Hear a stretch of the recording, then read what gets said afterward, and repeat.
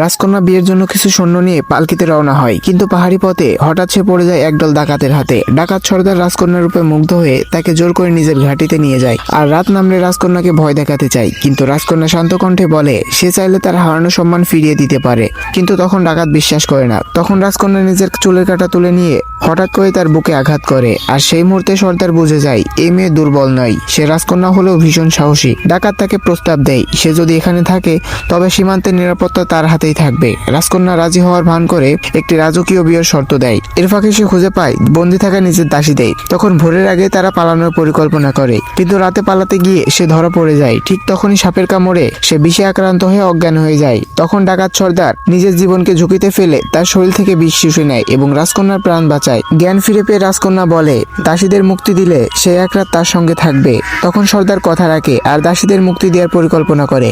পরের দিন দাসীরা তাকে অনুরোধ করে এখান থেকে পালিয়ে যেতে, কিন্তু রাজকন্যা বলে আমার নিজের সুখের চেয়ে আমার দেশের মানুষ তার কাছে অনেক বড়। এদিকে রাজ্যের রাজকন্যার খোঁজ না পেয়ে সেনারা পাহাড়ে অভিযান শুরু করে আর ডাকাতের আস্তানা খুঁজে পেয়ে সবাইকে এক এক করে মারতে শুরু করে। শেষ মুহূর্তে এক রাজকীয় কণ্ঠ ভেসে আসে, রাজকন্যা আপনাকে নিতে রাজা এসেছে। ভিডিওটির বাকি অংশ দেখতে চ্যানেলটি সাবস্ক্রাইব করে সঙ্গেই থাকো।